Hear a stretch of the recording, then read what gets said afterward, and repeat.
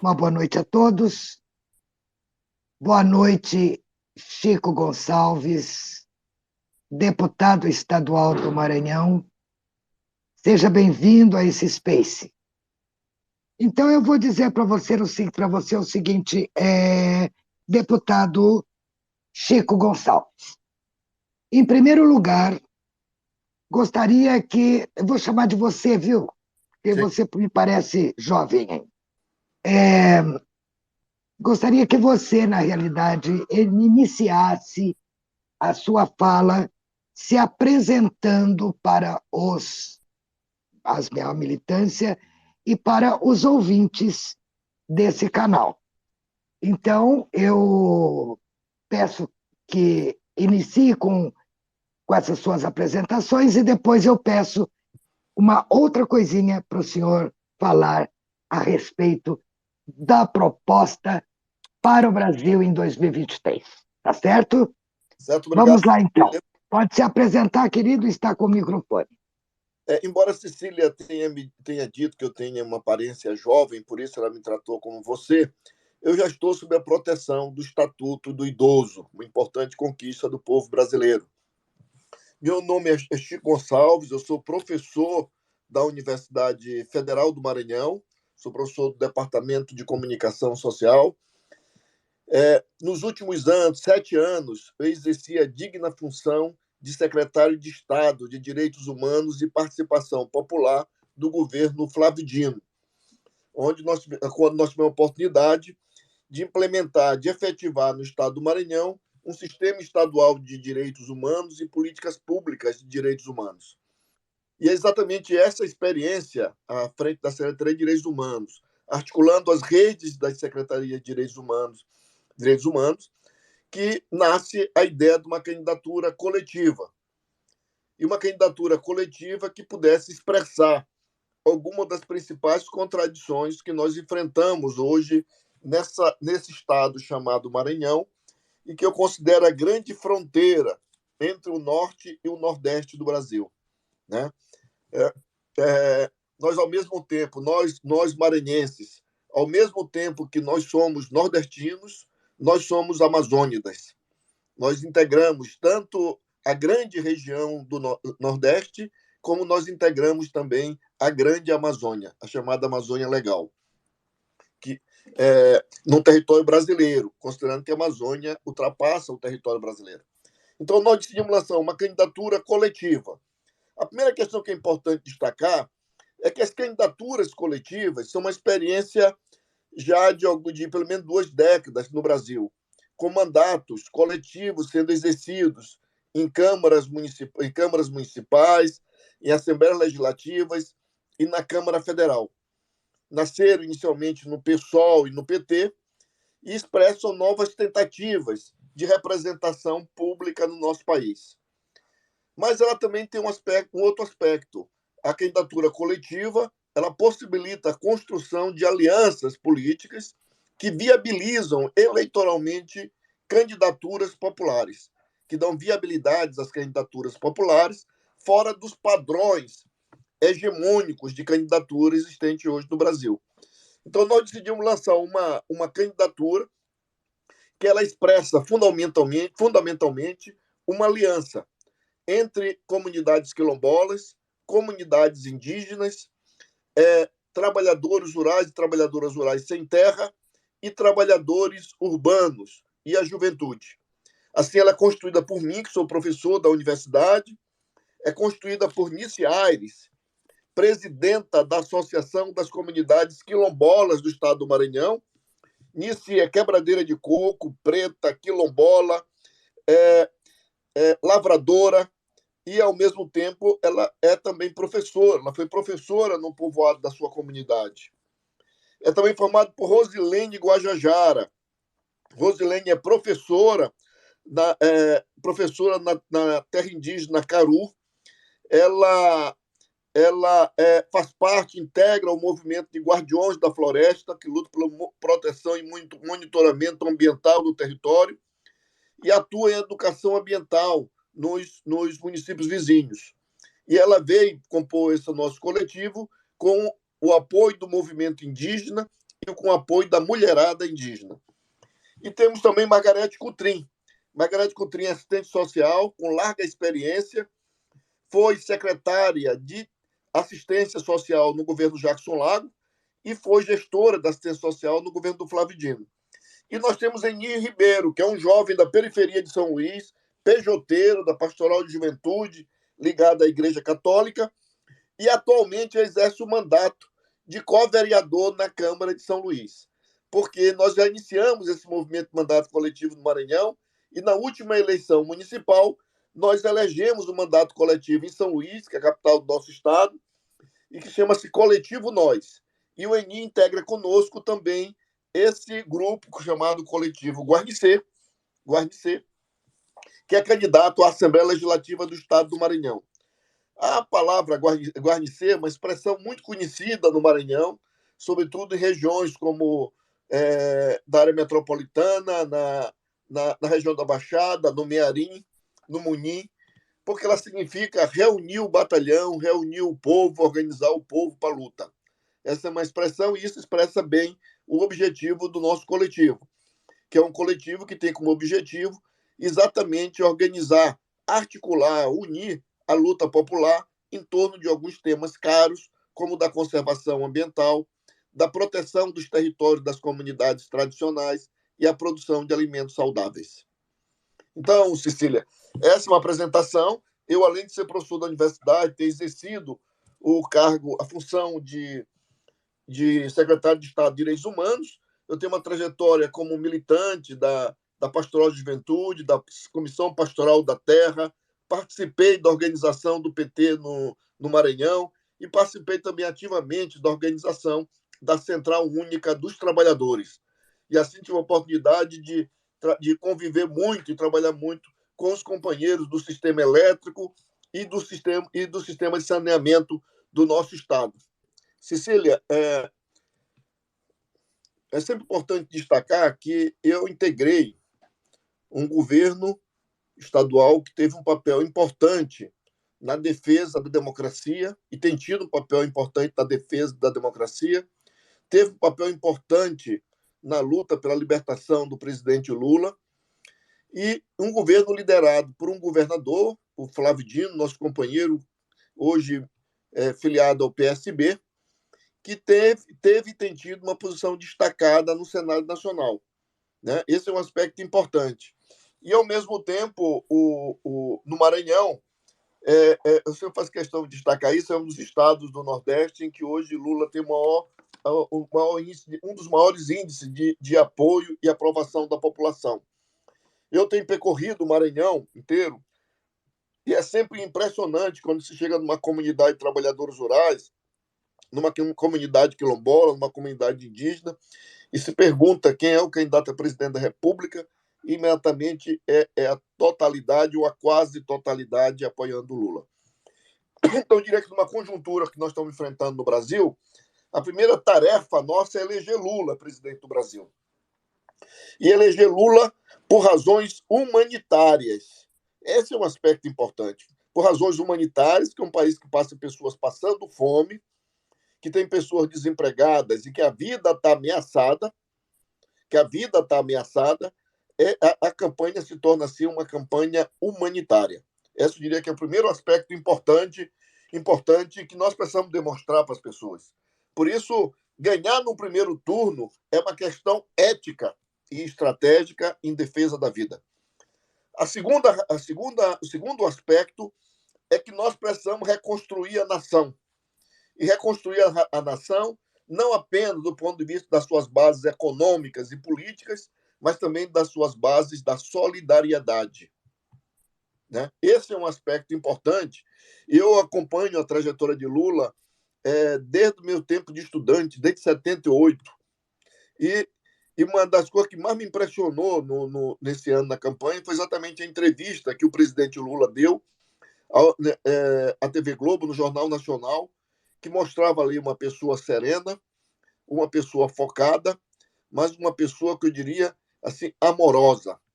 Então, nós precisamos, nesse momento no Brasil, de um presidente que seja firme para tomar as decisões necessárias em defesa do povo brasileiro, mas que, ao mesmo tempo, seja uma pessoa amorosa para acolher a todos e a todas que precisam da ação firme do Estado para proteger direitos.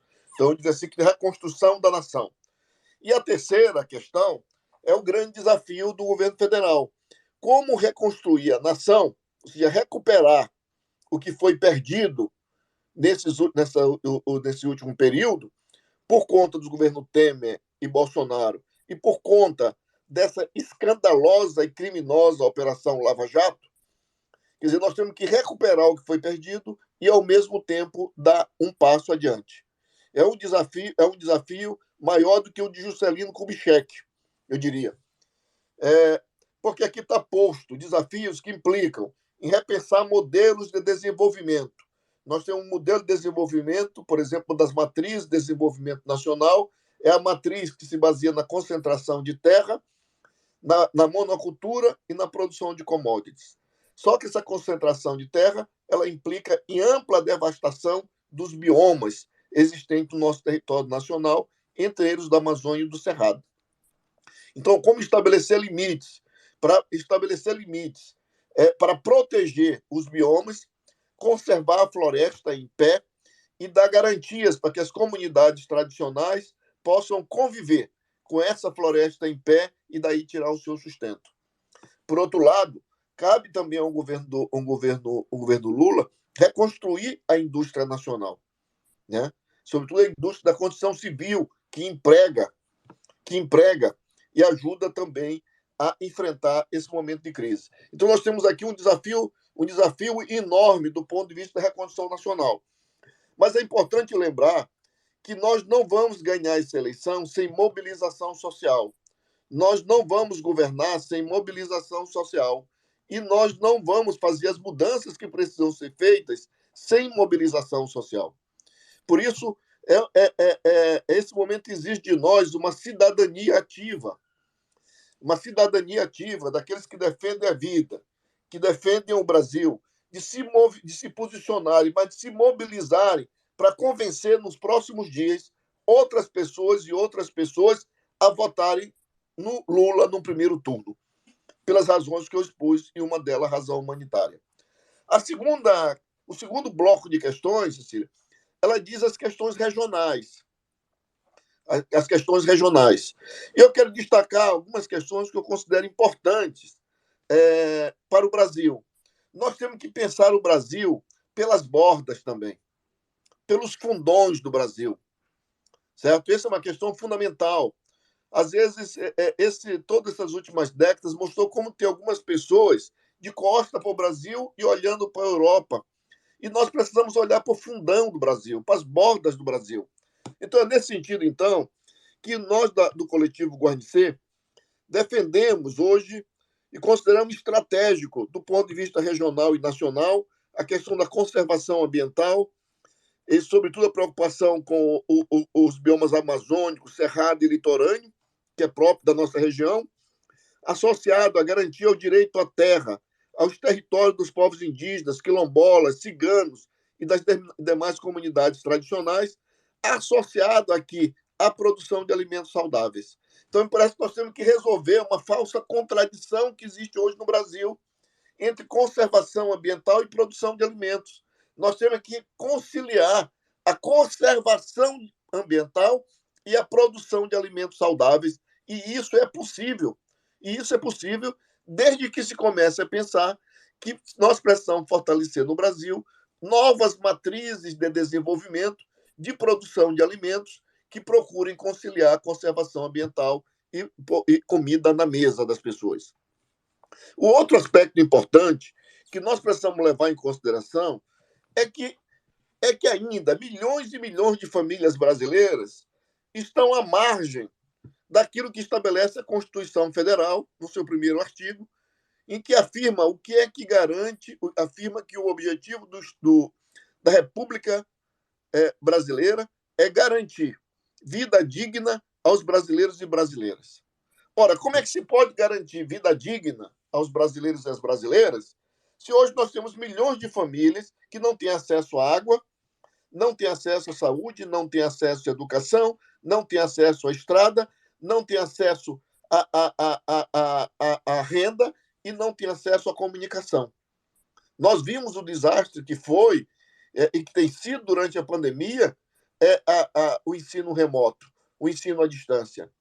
E aqui não se trata da polêmica de ensino à distância ou não, se trata de que uma parcela significativa da população não tem acesso à internet, não tem acesso à internet de qualidade, você não tem acesso à comunicação.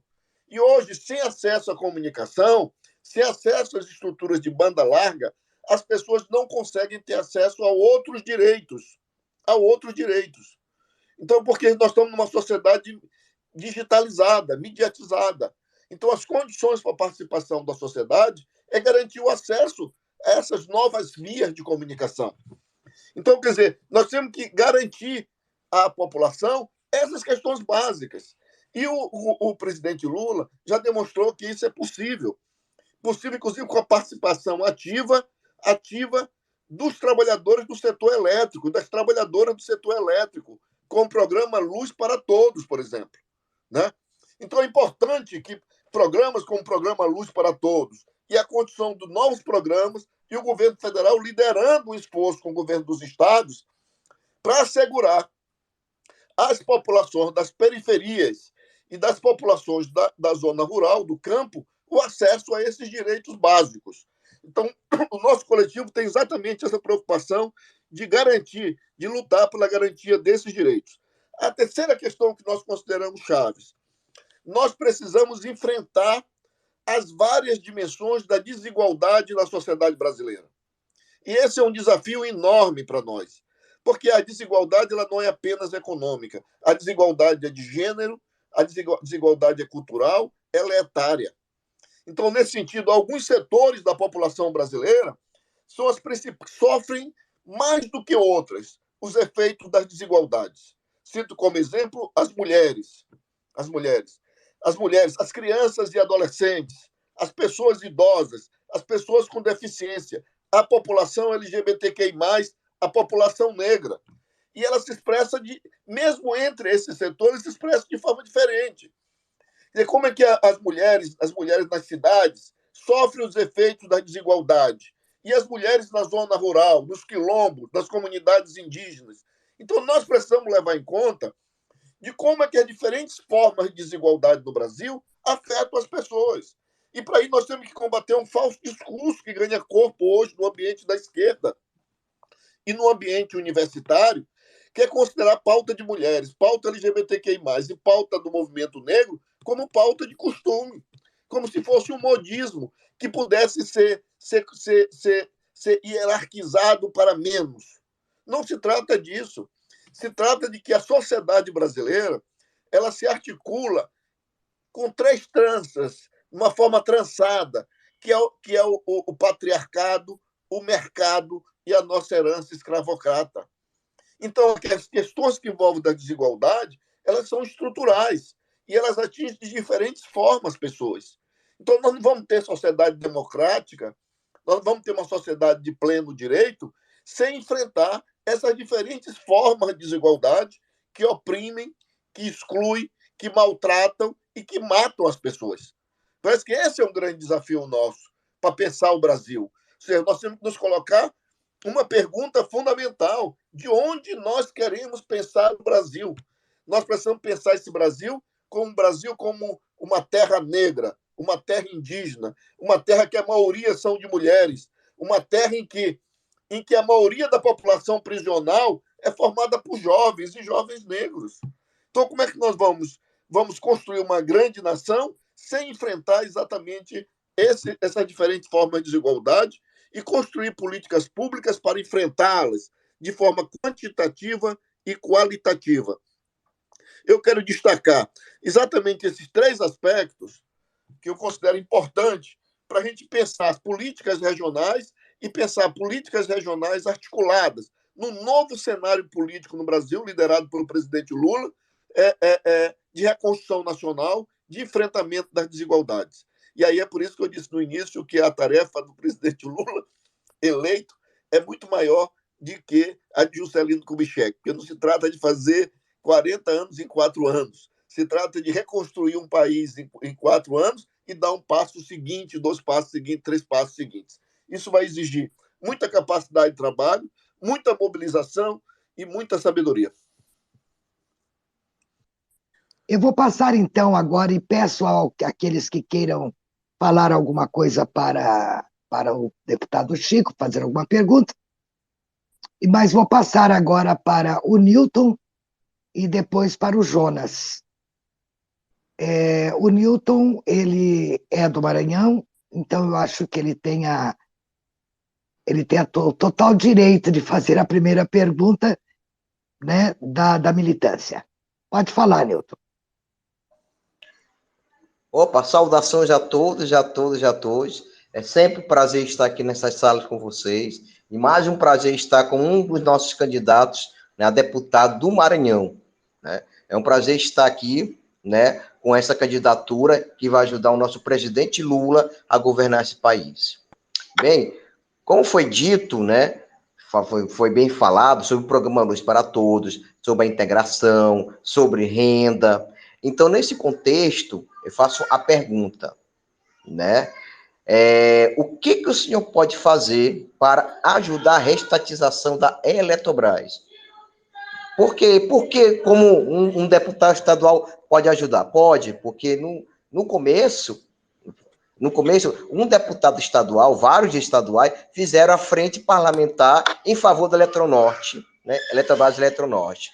Então, aí a pergunta: como fazer para ajudar o nosso Lula a restatizar a Eletrobras? Newton, como eu disse anteriormente, para a gente ganhar essa eleição, nós temos que ganhar com mobilização social. Para a gente governar, nós vamos precisar de mobilização social. E para a gente fazer as mudanças que precisam ser feitas, dentre elas a reestatização da Eletrobras, nós vamos precisar de mobilização social. Por isso que é importante, nesse momento, que a gente eleja não só deputados federais do time de Lula, mas deputados estaduais também do time de Lula.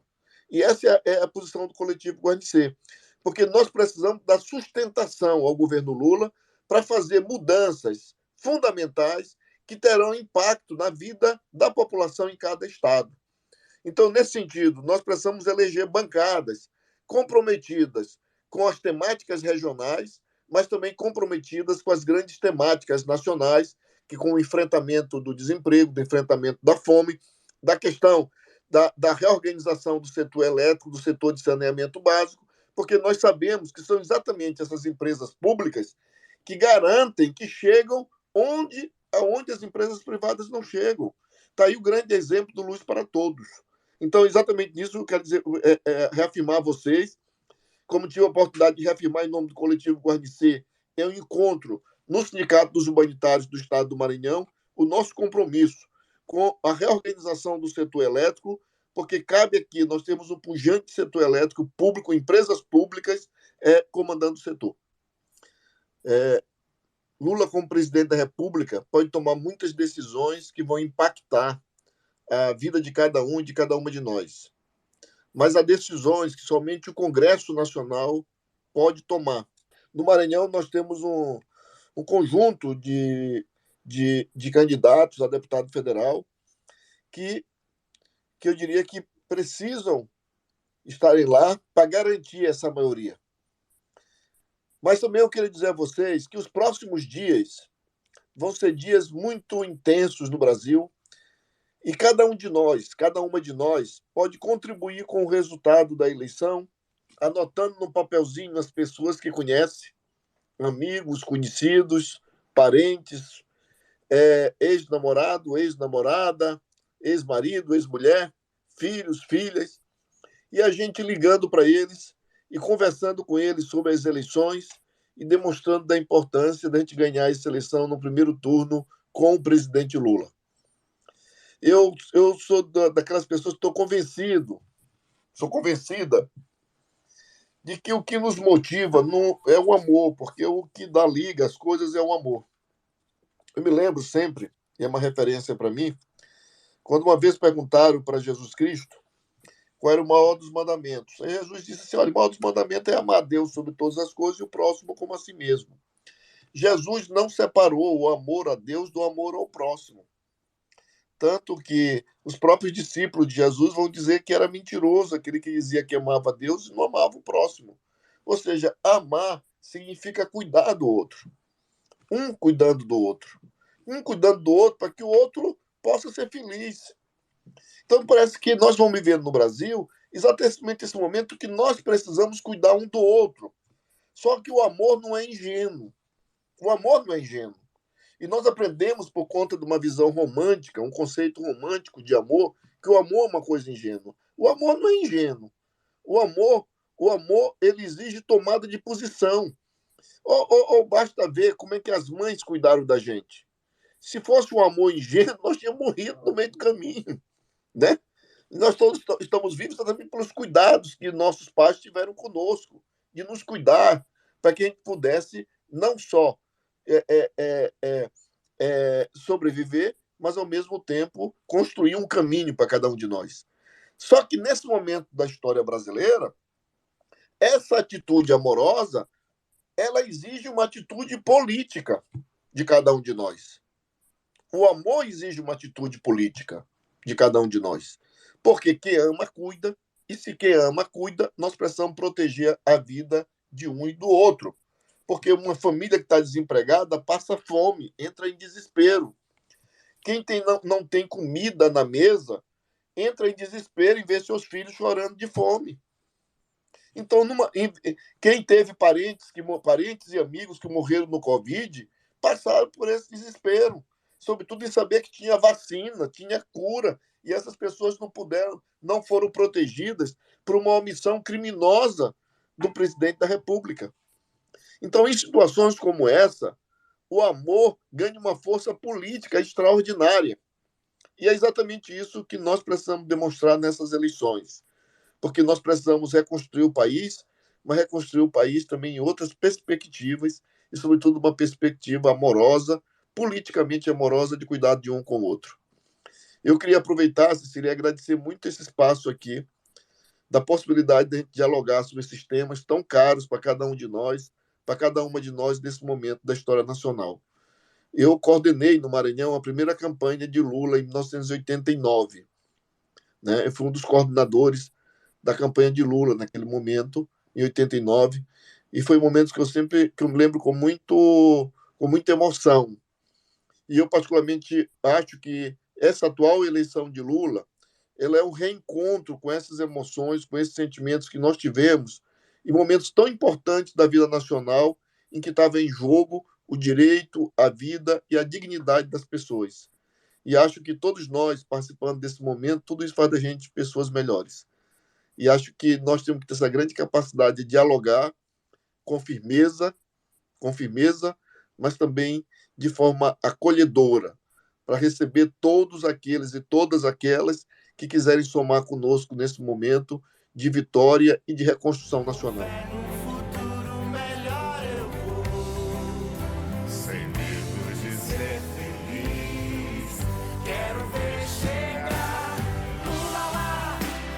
Nossa estrela.